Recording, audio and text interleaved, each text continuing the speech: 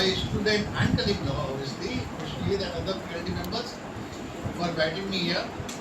It was a long time he has been insisting for me to come, but some engagements have prevented me from coming over to this place. Anyhow, but my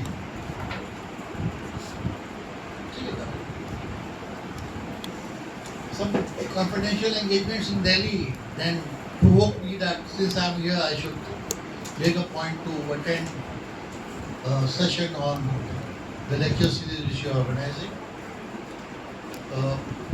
I would not be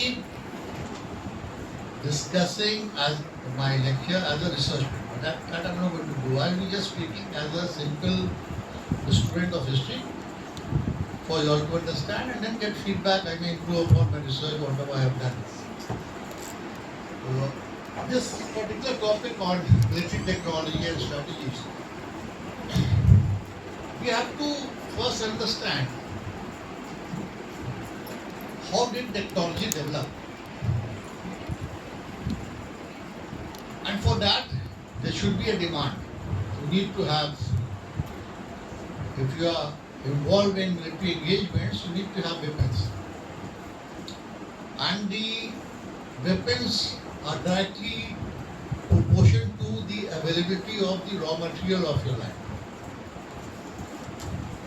Here we are confining ourselves to two major powers, that is from Central Asia, the Turks and the Indian Rajputs.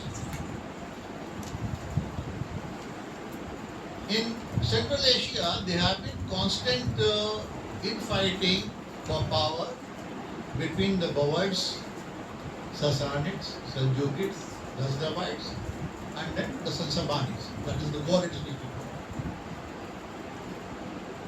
They were all fighting to have larger area under their control, and each and every state, they were having their own ecological advantages. For example, Sansabanis, that is the Ghurids, were successful because they had the mountains of Ghor, which had abundance of iron. Similarly, Kabul was also known to have abundance of iron, availability of iron. And if we have heard about author of the time, historian Minhajus Siraj in his Tabqat-e Nazari, he mentions that weapons and armors manufactured in Ghazni, because Ghazni was the capital, just remember that, it was a fight for the capital at Ghazni. They were called Ghurids because they had been born and brought up in Ghor. And another thing, Shahabdin Ghori was not a Turk. His army consisted of Turks, but he was a Tajik. A Tajik is a person or a clan which are inhabitants of Central Asia but non-Turks. Correct? You know the difference? Turks, who are Turks by race, Tajiks are those people who reside in Central Asia but they are not Turks. So I had in my lectures and subsequent articles which I have written, I address them as Ghurids. I do not identify them on basis of the tribe or the clan, whatever is there, the Turkish or not. I don't do that. So Ghurids would therefore incorporate all the elements of the composition of the soldiers which were there in his army. If we exclude the Turkish, then we are committing a grave mistake because they are the Afghans, the Russians, the Chinese, the Mongols, also the Turks. And among the Turks, there were a large number of other sub-clans. Kipchak, you have got the Karluks, you have got Khaljis. There were many such groups. So coming back to the point that when we have this tussle between these powers in Central Asia, some areas were manufacturing very good arrows and bows. Some were manufacturing lances, जिसको हम लोग Neza कहते हैं. And then obviously you have manufacturing of armors and swords. When this was finally occupied by the Ghurids and the one particular Sansabani dynasty, all these weapons, they had come in handy for their soldiers to be employed So there was a demand for weapons, not for invading India, but for their own mutual tussles which they are having in circulation.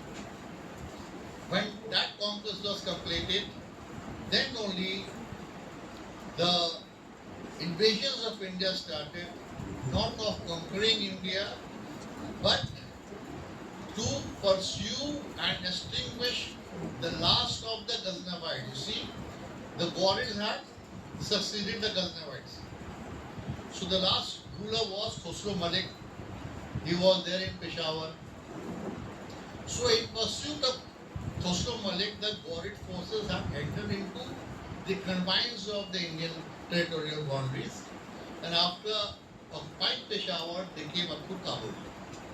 Kabul is something very important. Just keep this word Kabul in your mind, because later on you'll have references to this. Here in India,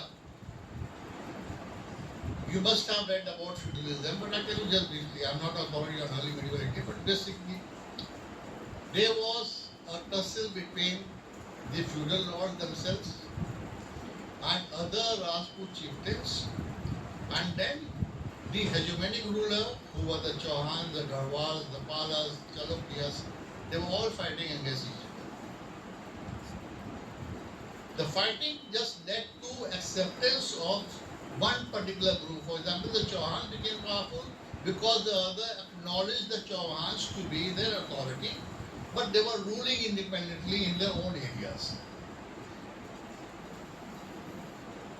The difference in the strategies of these two nations were that, I'm sorry I'm using the word nation for you to understand, because we keep on arguing it is the 18th century term, we should not use it, but it is just for geographical reason I'm telling. The soldiers of simulation were mounted archers. Mounted archers would mean that the soldier is mounted on a horseback, equipped with bows and arrows, and he would employ this to his advantage against enemies and foes. In India, the composition of the soldiers were infantry to the maximum level, cavalry and elephantry.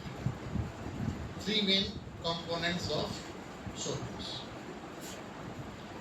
The maximum soldiers employed were the infantry. But as a deterrent, they have been employing elephants,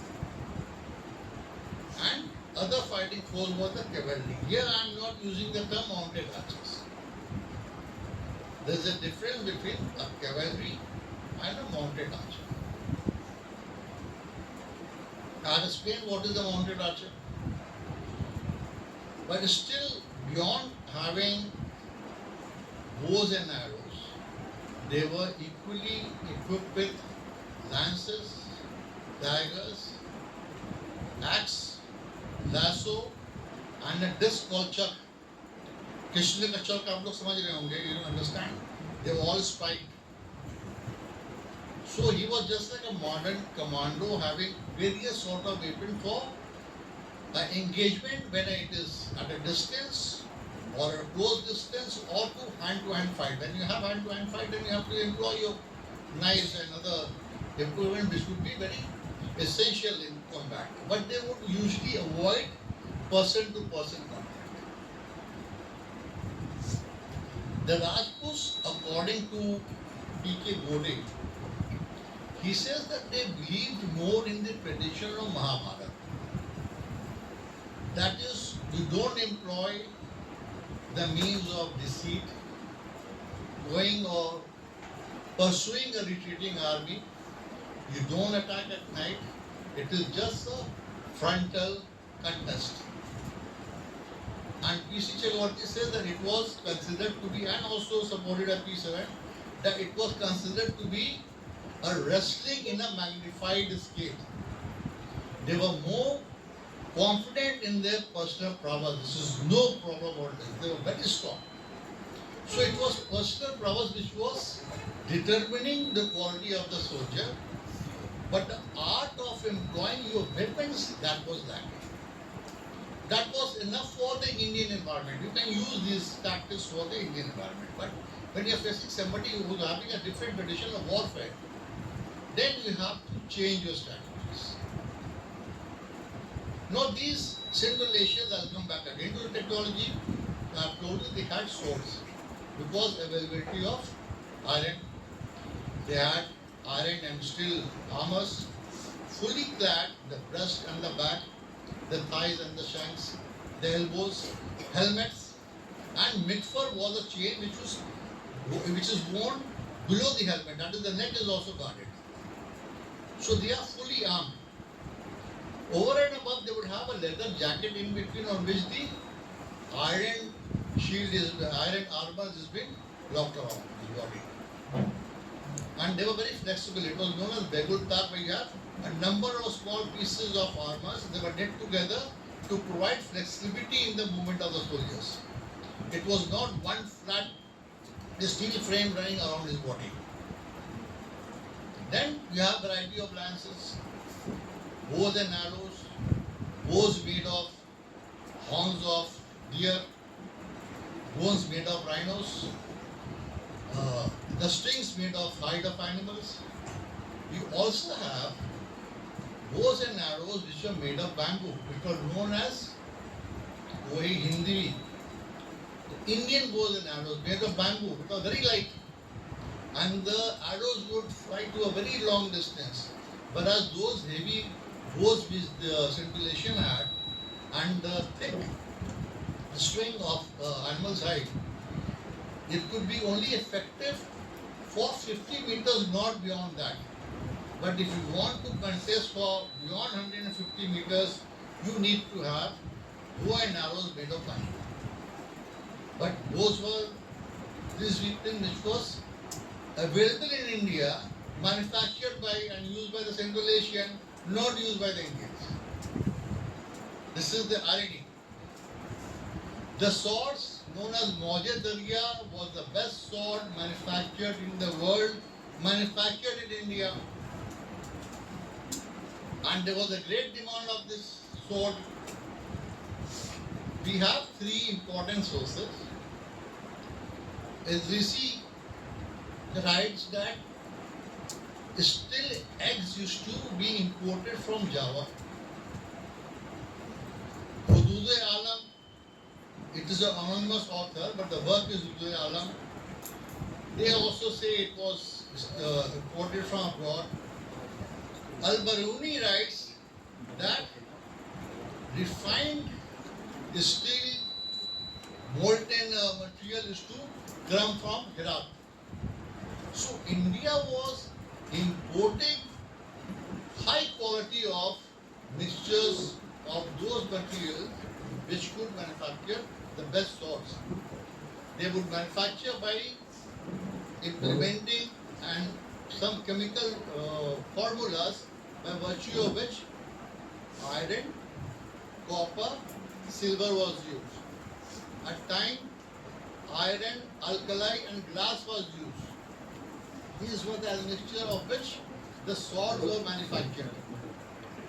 And the injury caused by these swords, they would cut open, if it is just a slice, they will cut open the skin which cannot be stitched.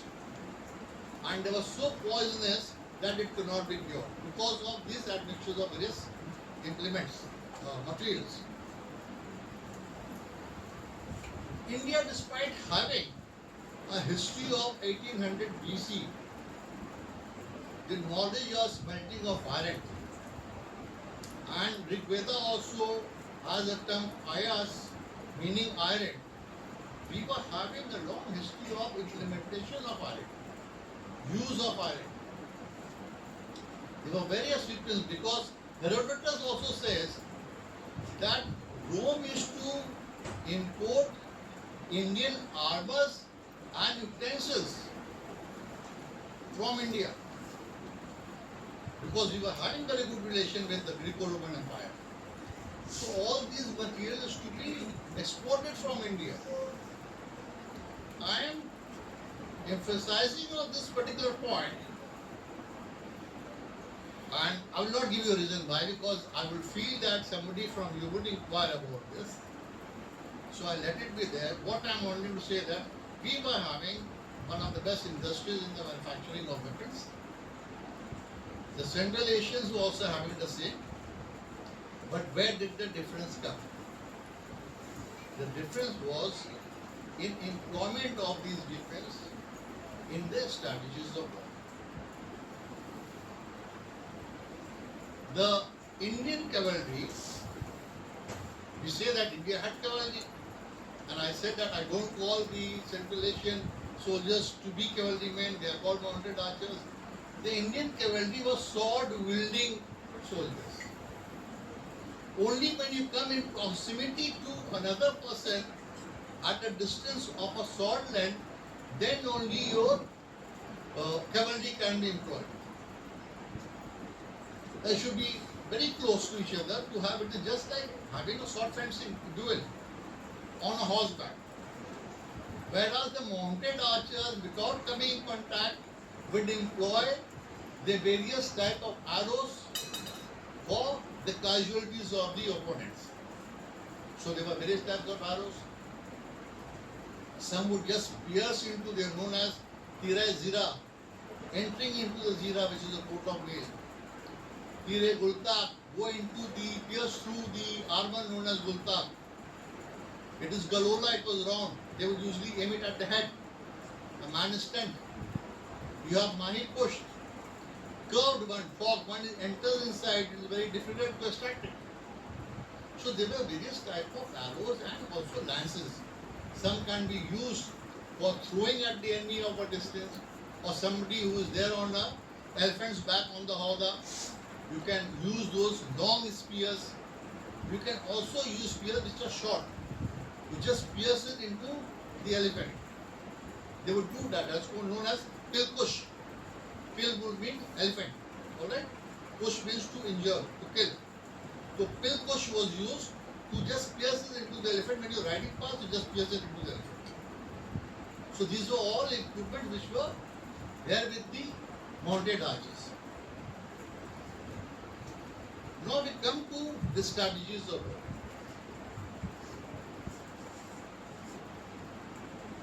First battle of Tarain, Shihabuddin Ghori was defeated.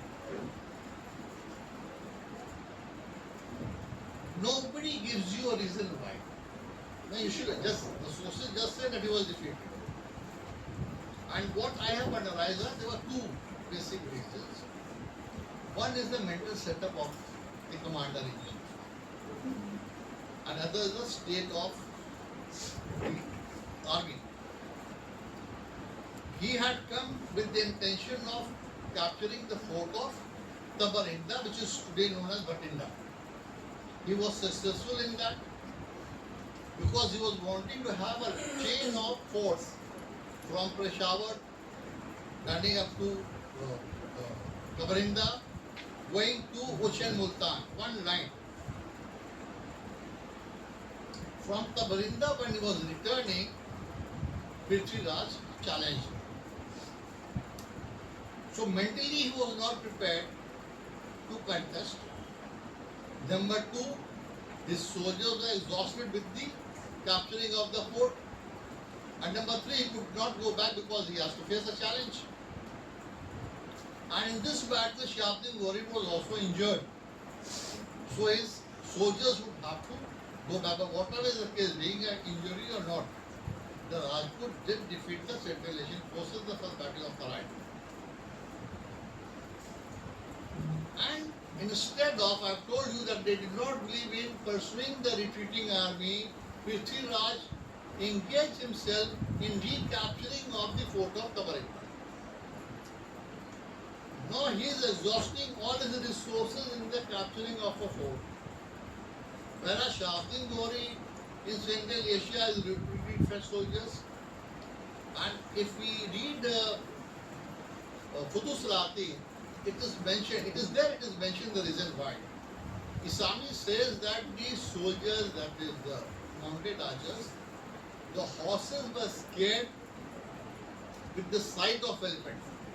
You see, the elephants were, apart from the armor which they had, they were made to look very ferocious with all paints all over the face of the animal. So he made models of elephant, represent them with the same style, and made use of the horses to the side of these models. This was the training which he was doing. That the horses, the next time when they come, they would not be scared of elephants. So he was preparing for 1 year to give a contest to Prithviraj, whereas Prithviraj was engrossed in the capturing of the fort of Tarain. No, he had the same issue. Prithviraj is exhausted. He is not mentally prepared that Shabdin Gauri would attack him. With the same psychology, he is facing Shabdin Gauri and he is defeated. The same army, the same technology. It is the psyche of the army's commander with what intention he is moving into the battle. Shabdin Gauri was very positive. He was unaware, and therefore this tussle led to the defeat of the Rajput in the second battle of Tarain. A little bit of divergence I will come here, because after battle of Tarain, a large number of forts within the same year, 1192, you find that Lahore is captured, Saraswati, Sunam, all these areas moving close into Punjab, all these forts are captured. 93 you find that we moves into Kannauj, and from Kannauj it goes up to Banaras. Qutb Aibak is allowed to remain here. He in the meantime conquers Delhi, Badaयूं, Meerut, Aligarh, goes up to Ainilwara, then he comes up to Malwa. All these places of North India is being captured. But what Habibullah says in his book, that the Rajput force fell like autumn leaves, is completely baseless and wrong. He fails to analyze that the initial campaign to India started in the year 1175, and the final conquest of North India took place in 1206. So it was over 30 years of hectic military activities that North India was captured, and the details of the battle is not given in any other sources except Tajul Massif, which the earlier historians have failed to tap this particular source by reading through the translations of Eliot and Dawson, in which he says that it is verbose, it is having similes and antonyms, it has nothing to do with history. So when later on this source came into light and people started studying, still they did not point out that it was a 30 years campaign when North India was captured. It did not appear from 92 to 1206. Now, to move further, the digression I was talking about, Shabdin Gauri is there in court, in Ghazni. And in North India, no ruler is rebelling against the authority of Shabdin Gauri. There must be a reason. It would take him at least 3 months' time to come into India. They may all unite and give him a challenge. But what exactly had happened is, which is again explained in Tajul Massif, that Shabdin Gauri had first asked Kiwanul Mulk, one of his best diplomats, to talk to Prithviraj before the second battle of Tarain. I told him that, see, I am not coming here to have a contest. You rule your own country, use your own areas. I would just need a recognition of my authority. Similar diplomats were sent to Gwalior, Kanpur, Ranthambore, and to Banaras. There was no contest with Kanpur, there was no contest with Gwalior. For Banaras there was a contest, but all the other chieftains he has joined Qutb Aibak. The governors which were stationed here in India, like Tubril, Qutb Aibak, you have Kubacha, they were just